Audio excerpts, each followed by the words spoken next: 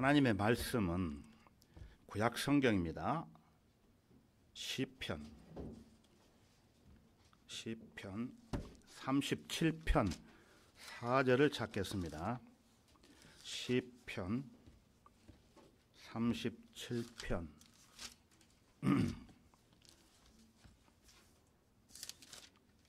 4절입니다. 4절.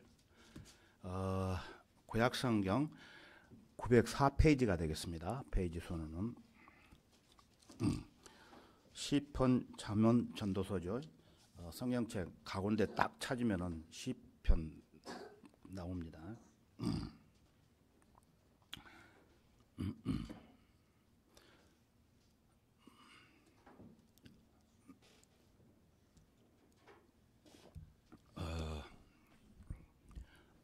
다 찾으셨으면은 4절 한 절만 제가 읽겠습니다. 또 주를 기뻐하라. 그리하면 그가 내 마음의 소원들을 내게 주시리라. 같이 한번 읽을까요? 4절 시작. 또 주를 기뻐하라. 그리하면 그가 내 마음의 소원들을 내게 주시리라. 예, 다 같이 기도하겠습니다. 참으로 사랑과 은혜가 충만하신 주 하나님 아버지, 장마 전선으로 인해 불편한 환경 가운데서도 주님의 보혈을 통해 구속함을 받은 하나님의 귀한 자녀들이 이 시간에 주님의 보좌 앞에 나와 함께 모여 찬양과 감사와 영광을 드릴 수 있도록 허락해 주신 은혜 참으로 감사합니다. 이 시간 무엇보다도 저희들에게 필요한 진리의 말씀이 선포될 때 잘 경청할 수 있도록 우리 모두에게 지각을 열어주시고 이로부터 주시는 말씀들을 잘 받아서 이 험악한 현 세상에서 살아가는 동안 어긋난 땅길로 가지 않고 오직 주 안에서 주님의 뜻에 따라 올바른 신앙생활이 될 수 있도록 지혜를 허락해 주옵소서. 이 귀한 시간에 어떤 악의 세력으로부터 방해받지 않도록 우리의 마음과 생각까지도 주님 주관해 주옵소서. 이 모든 기도의 간구를 주 성령님께 의탁합니다. 언제나 저희들을 사랑해 주시는 주 예수 그리스도의 이름으로 기도하옵나이다. 아멘.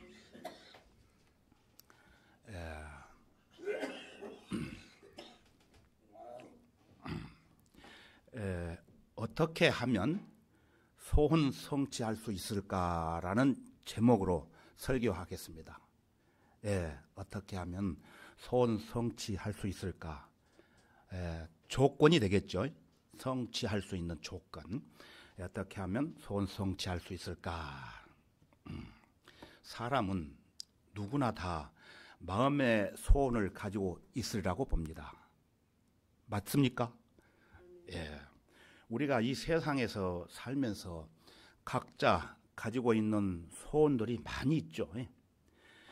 특히 가족의 건강 문제, 나의 건강 문제, 또는 사업 문제, 또는 자녀 문제, 또는 취직 문제, 특히 부자가 되었으면 얼마나 좋겠나 하는 등등 여러 가지 소원이 있으리라고 봅니다. 자, 여기서 여러분에게 질문을 드리고 시작을 하겠습니다. 여러분은 지금까지 이 세상에 살면서 소원 성취하신 적이 몇 번이나 있었나요? 자문자답해 보세요. 생각나십니까?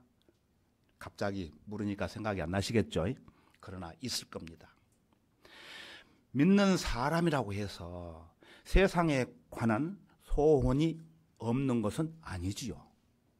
이 땅에 살면서 각자 나름대로 크고 작은 소원들을 마음에 갖고 있고 또 세상 사람들과 달리 영적인 소원도 우리 모두가 다 가지고 있습니다. 그래서 특히 신년 초가 되면은 어떤 인사를 하죠? 아는 사람들에게 새해에는 소원 성취하십시오라고 인사를 나누지요. 저도 그렇게 인사를 나눠봤습니다. 그래서 이 시간에 우리가 읽은 이 4절 본문 말씀은 하나님이 우리에게 주시는 선물로 아시고 다 애우고 마음속에 늘 담아두시면서 묵상하시기를 바랍니다. 대단히 중요한 말씀이고 또 좋은 말씀입니다. 다른 말씀도 똑같은 좋은 말씀이겠지만은, 자, 우리 다 같이 4절을 다시 한번 애우는 의미에서 한 목소리로 크게 읽어보겠습니다. 4절. 또 주를 기뻐하라. 그리하면 그가 내 마음의 소원들을 내게 주시리라. 이 9절에서 뭐라고 했습니까? 처음에 주를 기뻐하라고 했죠. 또 주를 기뻐하라. 주를 기뻐하면 주께서 내 마음의 소원들을 내게 주신다는 말씀입니다. 조건이 있죠. 내 마음의 소원은 단소가 아니고 복수죠. 소원이 여러 가지 있다는 거예요. 우리의 소원들을 주님께서 주신다는 약속의 말씀이기도 합니다. 여러분은 이 시간에 주님의 약속을 실감하시리라고 봅니다. 그런데 주의해야 할 것이 있어요. 주의해야 할 것. 그것은 이 9절에서 후반부인 그가 내 마음의 소원을 내게 주시리라. 이 말씀에만 여러분은 관심을 가지고 있으라고 봅니다. 하지만 전반부에서 뭐라고 말씀합니까? 또 주를 기뻐하라. 이 말씀은 별로 관심이 없어요. 솔직히 대답해 보세요. 그래서 후반부인 그가 내 마음의 소원을 내게 주시리라. 이것만 몰두한다는 것은 문제라는 거예요. 물론 후반부가 우리 마음을 움직일 수 있습니다만 앞부분과 뒷부분을 잘 연결해서 살펴볼 필요가 있다는 것입니다. 다시 말하면 조건부라는 거예요. 조건부. 어떻게 하면 어떻게 한다. 주를 기뻐하면 주님께서 우리 마음의 소원들을 우리에게 풍성히 채워주신다는 조건이라는 것입니다. 내 마음의 소원들을 얻느냐 못 얻느냐 여부는 먼저 어떻게 해야 됩니까? 주를 기뻐하게 되면 주님께서 우리의 마음의 소원들을 들어주신다는 거예요. 여러분이 주를 기뻐하면 소원들을 성취할 수 있다는 말씀이기도 합니다. 여러분, 지난 주일에 주 안에서 항상 기뻐하라는 말씀을 제가 드렸는데 잘 들으셨죠? 자, 그러면은 오늘 이 시간까지 여러분은 얼마만큼 주를 기뻐했습니까? 대답이 없으시네. 기뻐하신 분은 계실 거예요. 그러나 또 고민하고 염려하고 슬퍼하는 사람도 있었을 거예요. 그 중에서 또 주님을 바라보면 기뻐할 수 있는 그 마음이 있었을 것입니다. 이 기쁨은 성경 전체를 관통하며 흐르는 막을 수 없는 강물같이 흐르는 참된 기쁨이 되고, 또한 하나님이 성도들에게 값없이 주시는 선물이며, 또한 우리에게 마음껏 풍성하게 마시도록 공급해 주신다는 것입니다. 이 기쁨을 찬송가 부르셨죠, 앞에서. 자, 기쁜 일이 있으면은 누구든지 순간적으로 어떤 반응이 일어나지요. 기쁜데 가만히 있지 않는다는 거예요. 순간적으로 어떤 반응이 일어난다는 거예요. 어떤 사람은 자기 마음속으로만 기뻐할 수 있는가 하면은, 그러나 대부분 어린 애나 어른이라 모두 할 것 없이 겉으로는 어떻게 나타납니까? 웃는 모습으로 나타나기도 한다는 것입니다. 기쁨은 웃음이 저절로 나오지요. 그거를 말씀드리는 거예요. 창세기 21장 6절에 가서 보면은 사라가 말하기를 하나님께서 나를 웃게 하셨으니, 하나님이 나를 웃게 하셨으니 듣는 자가 모두 다 나와 함께 웃으리라고 기록이 되어 있습니다. 하나님이 나를 웃게 했다는 거예요. 사라. 그 이유는 아시죠? 이 웃음은 마음 깊은 곳에서 터져 나오는 주체할 수 없는 기쁨입니다. 그리고 이것은 감동과 감격에서 나온 웃음이 틀림이 없고 무엇보다도 이것은 신앙적인 웃음이라는 것입니다. 그리스도인에게 대해서는. 그래서 하나님께서 사람을 만드실 때 하나님의 형상을 닮은 인간의 존재로 사람을 만드셨죠. 하나님께서. 그 중에 특별히 슬퍼하고 기뻐하고 울고 웃는 이런 정서적인 기능도 사실은 하나님이 우리 몸에 만들어 넣어 주셨다는 것입니다. 그러므로 웃음은 좋은 것이고 귀한 것이고 더 나아가서 이 웃음은 창조주 하나님이 피조물 인간에게 주신 선물이라는 것입니다. 여러분 어린아이들을 키워보셨으니까 아실 겁니다. 그 어린 애들이 배부르게 먹고 몸이 편하면은 싱글벙글 웃지요. 이 어린 아이들이 하루에 400번 정도 웃는데요. 발표한 자료에 의하면 400번 어린이는. 그래서 이제 나이가 들면서 어른이 되면서 실제로 웃는 웃음이 줄어드는데 어른이 되면은 하루에 6번 정도밖에 웃지 않는데요. 그래서 늙으면은 웃음이 별로 없기 때문에 빨리 죽는데요. 그래서 웃음도 잃고 건강도 잃고 그러다 보면 결국에는 어떻게 됩니까? 이제 죽음에 이르는 것입니다. 하지만 웃음은 사람을 건강하게 한다고 합니다. 의학적인 측면에서 웃음은 질병 예방과 치료에 도움이 된다고 발표했습니다. 그래서 한번 크게 웃으면 사람이 몸속에 있는 근육 650개 중에 321개가 움직인대요. 근육이. 그래서 웃음을 1분 동안 실컷 하하하 웃으면은 에어로빅 10분, 조깅 10분, 그리고 자전거 타는 것을 10분 그 효과가 볼 수 있다는 거예요. 1분 동안 크게 웃으면. 그래서 얼굴에 살짝 미소를 짓는 것도 얼굴 근육 15개만 움직이는 것이 아니라 훨씬 몸에 더 많은 근육이 실제로 움직인다고 하면 이 웃음은 부교감 신경 있죠. 부교감 신경을 자극해서 심장을 천천히 뛰게 만들고 심장병 예방에 상당히 도움이 된다고 발표한 적이 있습니다. 그리고 스트레스 여러분 많이 받죠? 스트레스도 진정이 되고 혈압도 낮아지고 혈액 수행에도 도움이 된다고 얘기를 합니다.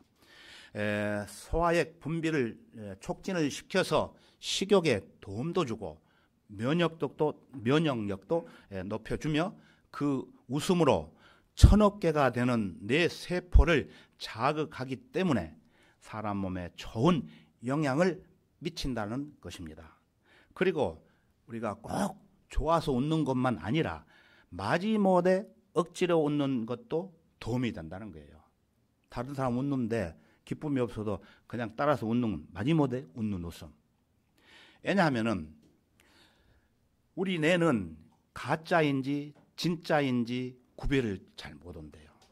그래서 억지로 웃어도 약 90% 정도의 효과를 볼 수 있다는 것입니다. 자, 이런 여러 가지 것을 종합해 볼 때 웃음은 정말 좋은 것이고 귀한 것이고 하나님이 사람에게 주신 선물임에 틀림없다는 것입니다. 그런데 문제는 죄로 말미암아 인간이 참된 웃음을 잃어버렸다는 것이 문제가 된다는 거예요. 어떻게 잃어버렸죠?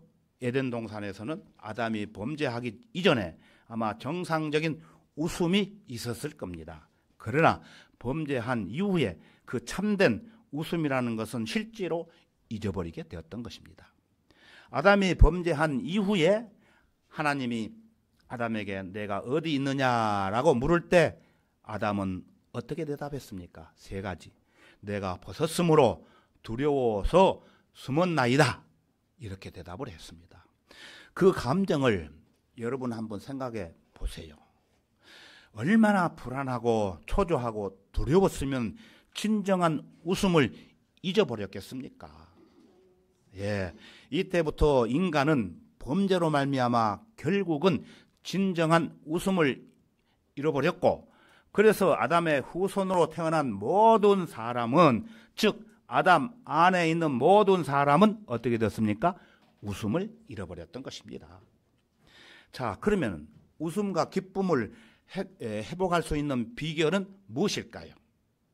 이는 너희 믿음의 결과 곧 너희 혼돌의 구원을 받음이라. 예, 먼저 너희 믿음의 결과 곧 너희 혼돌의 구원을 받아야 된다는 것입니다. 그 참된 기쁨과 즐거움에서 올라오는, 터져 나오는 웃음은 자연적인 것이 아니고 당연하다는 것입니다. 그래서 구원받은 사람 속에는 혼의 참 기쁨, 그리고 마음의 기쁨에서 올라오는 진정한 웃음, 그것은 구원받은 사람에게 있다는 것입니다. 데살로니가전서 5장 16절 이하에 보면은 여러분이 잘 아시는 내용인데요. 항상 기뻐하라, 쉬지 말고 기도하라, 모든 일에 감사하라. 이것은 그리스도 예수 안에서 너희에게 관한 하나님의 뜻이라고 기록을 해놓았습니다. 자연적으로 기쁘다가 아니고 기뻐하라 그랬어요. 기뻐하라. 예, 기뻐하라는 것은 뭐 때문에 기뻐하라고 했을까요? 명령이기 때문에 기뻐하라, 그렇게 말씀을 하신 것입니다. 그래서 구원받은 사람이 육신적으로 가진 것이 없을지라도, 사방을 둘러봐도 꽉 막혀 있을지라도 그 혼에 참된 기쁨이 있는 사람은 웃을 수 있다는 것입니다. 구약 성경 하박국 3장 17절과 18절에 가서 보면은 제가 읽어드릴게요. 비록 무화과 나무가 무성하지 않으며 포도 나무들에서 열매가 없고 올리브 나무의 수고가 헛것이 되고 밭들이 양식을 내지 못하며 우리들의 양떼가 끊어지고 양간들의 소떼가 없을지라도 나는 여전히 주를 기뻐할 것이요 나는 내 구원의 하나님을 즐거워하리라. 하박국 선지자가 이렇게 말하고 있습니다. 자, 오늘 본문 말씀 4절을 다시 보겠습니다. 4절. 또 주를 기뻐하라. 그리하면 그가 내 마음의 소원들을 내게 주시리라. 주를 기뻐하면 주가 내 마음의 소원들을 들어주신다고 말씀을 드렸죠. 그래서 주를 기뻐하라는 것은 유독 성경에서만 발견할 수 있는 독특한 명령이라는 것입니다. 하지만 아무리 기뻐하고 싶어도 기뻐하라고 매를 때려도 안 기쁠 때는 어떻게 됩니까? 기뻐할 수 없는 것이 우리 인간이 아닙니까? 예, 사실은 명령의 대상이 되지 않는 내용인데 하나님께서 명령을 하고 계십니다. 성경 여러 곳에서 항상 기뻐하라, 이상한 명령이요, 이상한 능력이요, 어떤 때는 들을 수 없는 명령이요, 그런데도 하나님은 항상 기뻐하라, 주를 기뻐하라, 이렇게 말씀을 하십니다. 그러니 이것은 어떤 다른 명령을 대신해서 사용하는 독특한 명령이라고 보아야 됩니다. 어떤 다른 명령에 복종을 하면은 얻을 수 있고 따라오는 어떤 축복을 명령으로 바꾸어 놓은 것이라고 보아야 된다는 것입니다. 한번 예를 들어 보겠습니다. 우리가 시골에 보면은 샘을 파지요. 샘물 먹기 위해서 샘물을 팔아. 그런데 어떤 경우는 샘물아 솟아라 하는 명령이 가능한 것은 샘물을 파라는 명령을 대신하는 명령이라고 보아야 한다는 것입니다. 잘 이해를 하시면은 이해가 되실 겁니다. 그러니까 주를 기뻐하라 하는 이 명령은 결과에 대한 명령이지 원인에 대한 명령이 아닙니다. 따라서 분명히 뿌리가 되는 어떤 다른 명령이 그 뒤에 숨어 있다는 것을 알아야 된다는 거예요. 기뻐하라는 명령이 아니요. 기뻐하라는 명령이 아니요. 그러니까 그런 말씀을 하는 배후에는 자연히 기뻐할 수 있도록 명령하는 다른 명령이 숨어 있다 그 말이에요. 여러분이 그것을 아셔야 됩니다. 그래서 제가 성경 구절 하나를 더 인용하겠습니다. 그러면 금방 여러분이 기뻐하라는 명령에 바로 다른 명령 그것이 있다는 것을 알 수가 있을 것입니다. 시편 5장 11절 후반절에 가서 보면은 주의 이름을 사랑하는 자들도 주 안에서 즐거워하게 하소서. 주의 이름을 사랑하는 자들도 주 안에서 즐거워하게 하소서. 다시 말하면은 사랑하는 자는 즐거워하게 된다는 것입니다. 사랑하는 자는 즐거워하게 된다는 것입니다. 자, 그러면 원인은 사랑이요 즐거워하는 것은 결과입니다. 이것을 명령으로 바꾸면 처음에 무슨 명령이 따라온다는 걸까요? 하나님을 사랑하라. 하나님을 사랑하라. 그리하면 즐거움이 따라오게 된다는 그 말이라는 거예요. 그러니까 이것을 바꿔서 하나님을 사랑하라. 그걸 숨겨버리고 뭐 하라? 하나님을 기뻐하라. 즐거워하라 하는 명령으로 바꾸어 놓는 것입니다. 우리가 잘 아는 바와 같이 무엇이나 좋아하는 것은 기뻐합니다.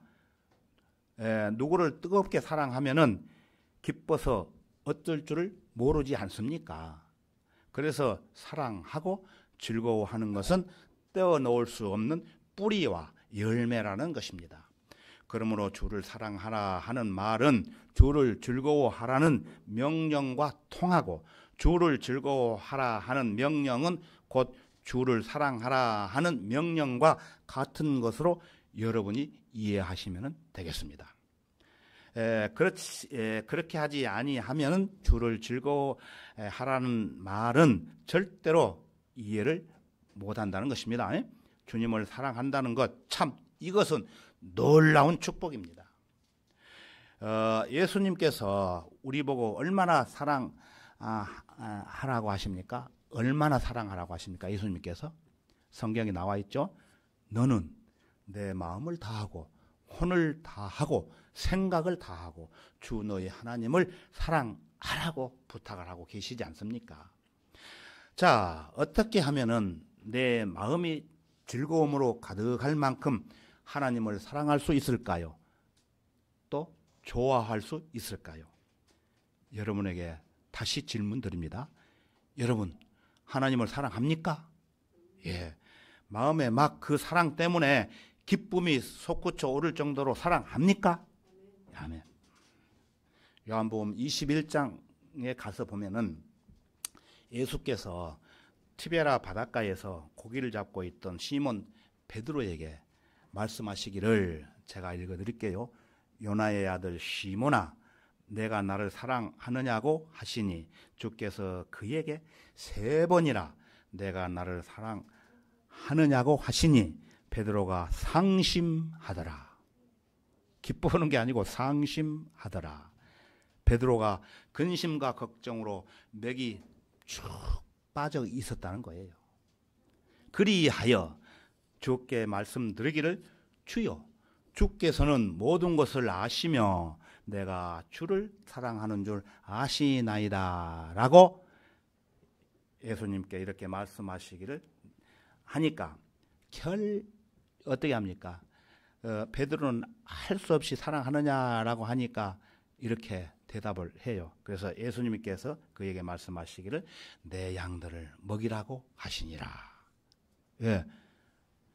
이때 베드로의 대답이 아까 우리가 보신 바와 같이 어땠어요? 신통치가 안 했어요.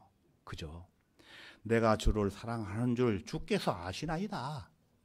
그저 할 수 없이 대답하는 것이지 꿈이 없고 감정이 없는 대답을 했던 것입니다. 마음이 식어 있어요. 베드로가. 사랑에는 감정이 따라오는 법인데 나를 사랑한다고 하면서 마음이 식어 있었다는 것입니다. 바로 이것이 문제 중에 문제라는 것입니다.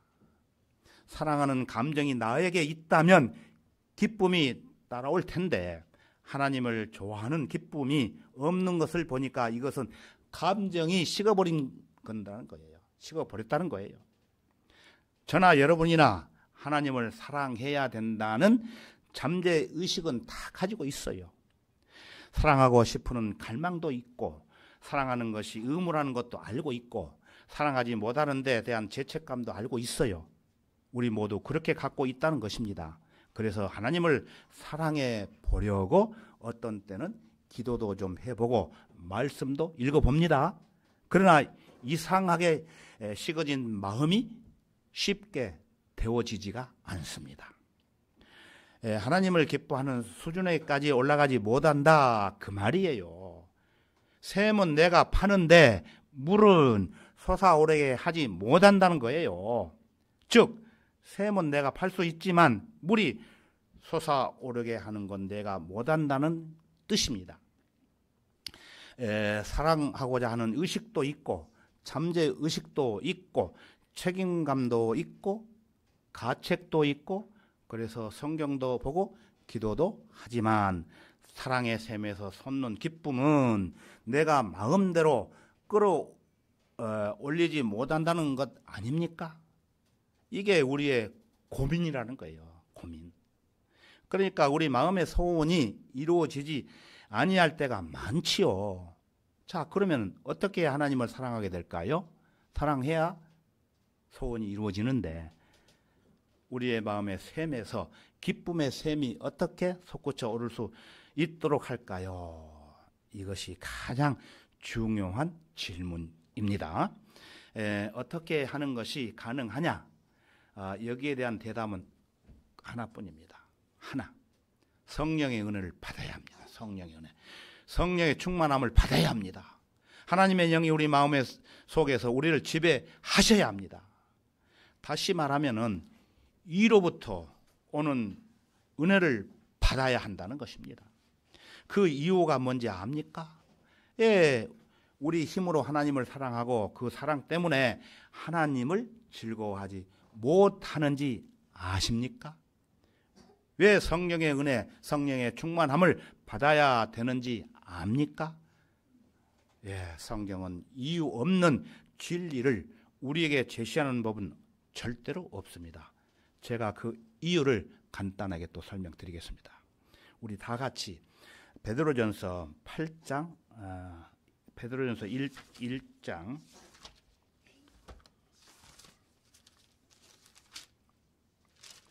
8절로 가보겠습니다. 베드로전서 1장 8절 신약성경 433페이지 옆에 있습니다. 베드로전서 1장 8절입니다.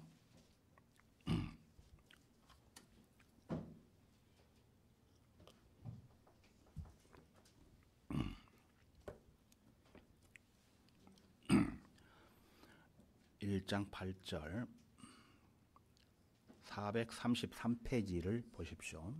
433페이지 제가 읽겠습니다. 너희가 그를 보지 못하였으나 사랑하며 지금도 그를 보지 못하나 믿고 있으며 또 말할 수 없이 영광으로 가득 찬 기쁨으로 즐거워하나니 이렇게 말하고 있습니다. 자, 우리가 성령의 충만함을 받지 아니하면은 하나님을 사랑하지 못하느냐, 예수님을 사랑하지 못하느냐, 그것은 보지 못하는 대상이기 때문에 그렇다는 것입니다. 보여야 되는데 안 보인다는 거예요. 너희가 예수를 보지 못하였으나 사랑하는도다. 이 사랑은 어디서부터 오는 사랑입니까? 성령이 주시는 사랑이고 성령이 주시는 은혜이고 하나님의 은혜가 나를 사로잡을 때 가능한 것이지 내 본능, 내 능력으로 되는 것이 아니라는 것입니다. 예, 우리는 보는 대상도 사랑하지 못하는 약점을 지닌 인간이지 않습니까? 예, 어떻게 보지 못하는 하나님을 사랑하고 예수님을 뜨겁게 사랑하겠습니까? 그런데 예수 그리스도의 사도 베드로가 말하기를 본토 또 갈라디아 또 카파도키아 또 아시아와 또 비두니아에 흩어져 있는 성도들은 그야말로 한 번도 보지 못한 예수를 사랑했으며 그 예수를 믿고 있었으며 또 말할 수 없이 영광으로 가득 찬 기쁨으로 즐거워했다고 말하고 있습니다. 이 성도들은 팔자가 늘어져 가지고 이렇게 하나님을 사랑하고 즐거워했을까요? 아니에요. 그들은 환난을 당하고 있었고 쫓겨다니는 몸이었고 저 터키 가면은 그들이 숨어 살던 굴들이 아직도 남아 있습니다. 저는 보고 왔습니다.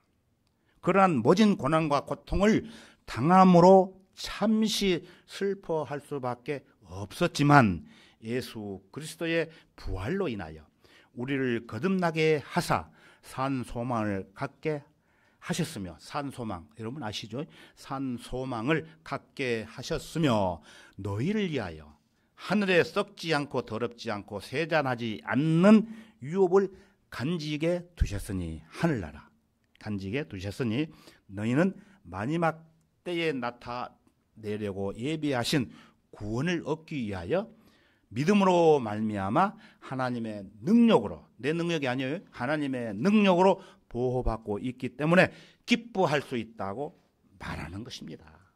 예. 또한 보지 못하는 대상은 사랑하는 것이기 때문에 어떻게 해야 됩니까? 성령의 충만함을 받아야 합니다. 성경에 말씀하시기를 소망이 부끄럽지 않는 것은 우리에게 주신 성령에 의하여 하나님의 사랑이 우리 마음속에 부어졌기 때문이라고 말씀하고 있습니다. 우리에게 주신 무엇으로 말미암아? 성령으로 말미암아. 제가 읽어드렸죠. 하나님의 무엇이? 사랑이 어떻게 되었다고요? 우리 마음에 부어졌기 때문에 그 사랑이 솟아오를 수 있다는 것입니다. 에베소서 5장 18절에 가서 보면은 술 취하지 말라. 그것은 방탕한 것이니 오직 성령으로 충만함을 받으라고 말씀합니다. 자, 그렇다면 여러분, 성령의 은혜가 아니면 하나님의 사랑을 못 받느냐? 먼저 어떻게 해야 됩니까? 우리는 사랑을 받아야 된다는 것입니다. 특별히 보지 못하는 대상을 사랑하는 문제는 무엇인가 먼저 나에게 다가와서 나의 마음에 감전이 되어가지고 감전 아시죠? 감전이 되어가지고 비로소 내 편에서 사랑을 하게 된다는 것입니다. 보지 못하는 대상에 대해서 먼저 무엇인가 내 마음에 감전이 되지 않았는데도 내가 먼저 사랑할 수 있다. 이것은 허구예요. 허구. 거짓말이에요. 그것은. 그러므로 보지 못하는 어떤 대상을 사랑할 수 있는 것은 상대방 쪽에서 어떻게 해야 됩니까? 먼저 사랑을 보여주어야 된다는 것입니다. 우리에게 주신 성령에 의하여 그 사랑을 우리 마음에 부어 주셨지 않습니까? 하나님께서. 이 성령을 통하여 우리 마음속에 임할 때 하나님의 사랑이 내 마음속에 전기와 같이 감전되는 것이고 전기 딱 켜면은 불이 켜지는 것처럼 전기와 같이 감전되는 것이고 거기에 감전되었을 때 비로소 주여 내가 주를 사랑하니이다 하는 고백이 나오게 되는 것이고 그 고백이 나중에는 물이 가득 차듯이 차고 넘치면 그 다음에는 기쁨이 터진다는 것입니다. 이럴 때 주를 기뻐하라는 말이 가능한 거예요. 아무 때나 주를 기뻐할 수 없습니다.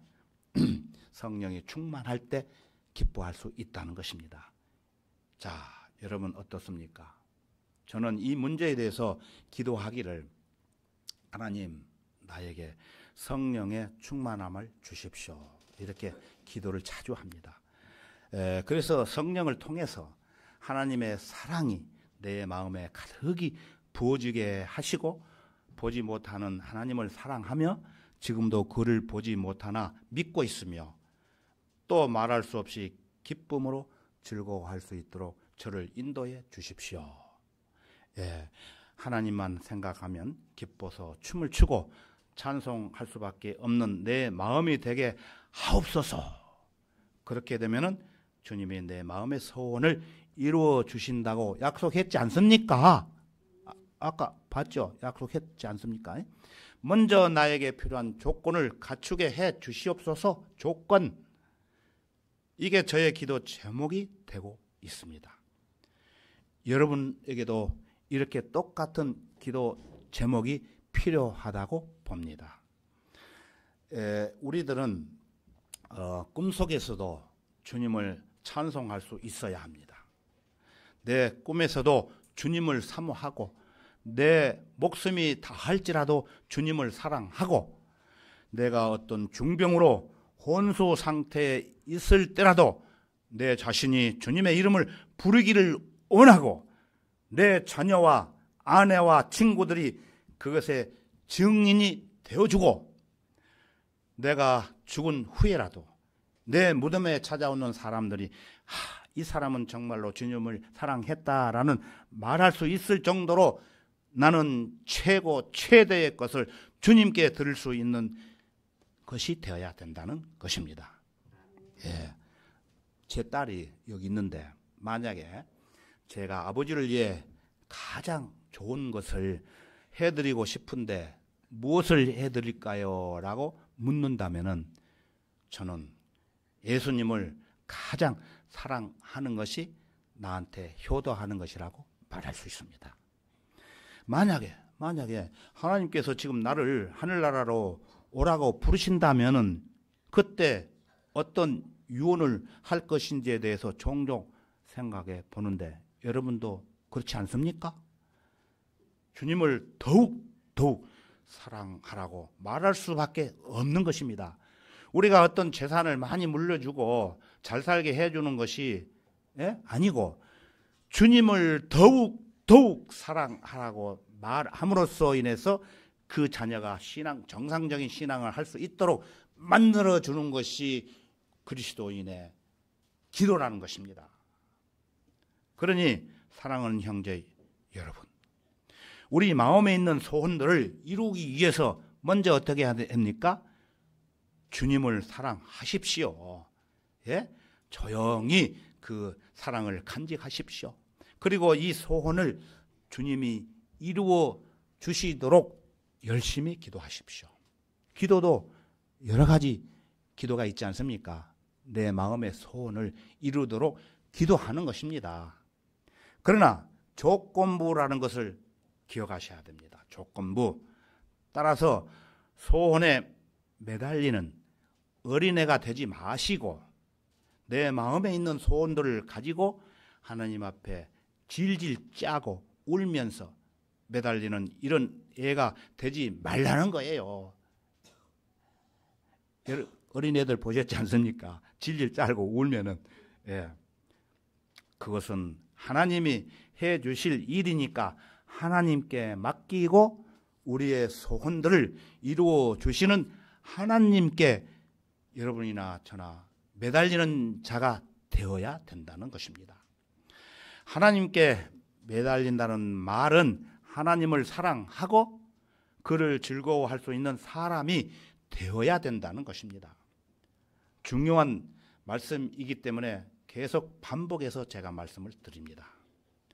이것을 위해 기도하고 이것을 놓고 내가 성령의 사람이 되어 한 번도 보지 못한 예수님을 뜨겁게 사랑하여 그 사랑이 내 가슴에 기쁨이 되고 즐거움이 될 수 있는 수순까지 이르도록 우리가 하나님 앞에 구하면 하나님의 우리의 기도를 기쁘게 여기시고 받아주신 다음 우리 마음에 있는 소원들을 이루게 해 주신다는 것입니다. 예. 우리에게 필요한 매우 좋은 것으로 내 소원들을 만족하게 해 주시리라고 저는 이 시간에 믿습니다. 여러분이 소원을 성취하시기 위해 결과를 놓고 따지지 말고 조건을 생각해 보라는 것입니다.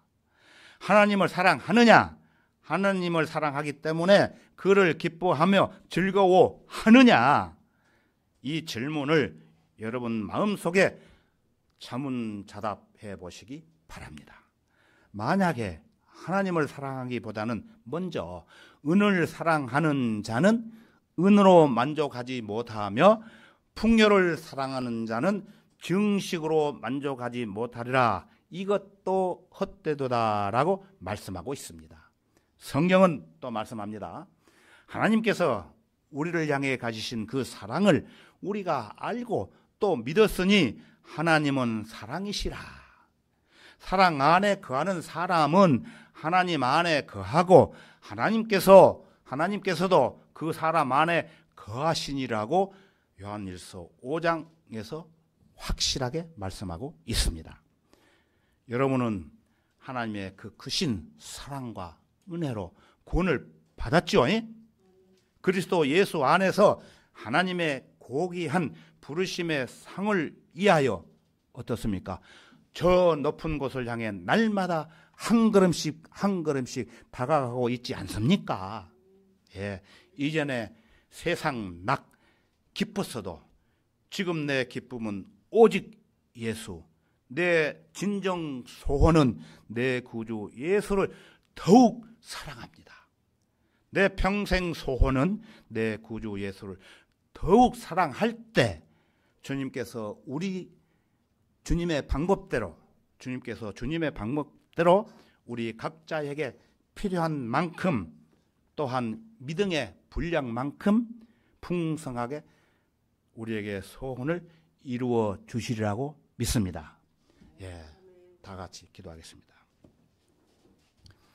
참으로 자비로우시고 고마우신 아버지 하나님, 오늘 이 시간에 본문 말씀을 중심으로 우리의 소원 성취에 대한 말씀들을 상고할 수 있도록 베풀어 주시는 애 진심으로 감사드립니다.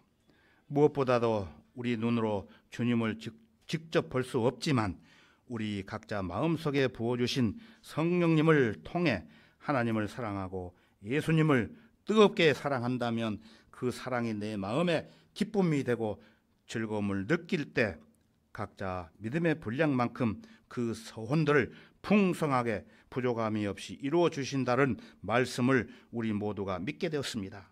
이제 주님 앞에서는 그날까지 항상 주를 기뻐하라는 이 진리의 말씀을 잊지 않고 늘 순종하며 성령 충만함을 받아 하나님의 영이 우리 마음속에 우리를 지배할 수 있도록 그 크신 은혜 베풀어 주옵소서. 이 모든 간구를 살아계시는 주 하나님께 의탁드리며 우리의 주님이시며 구주이신 주 예수 그리스도의 이름으로 감사드리며 기도하옵나이다. 아멘.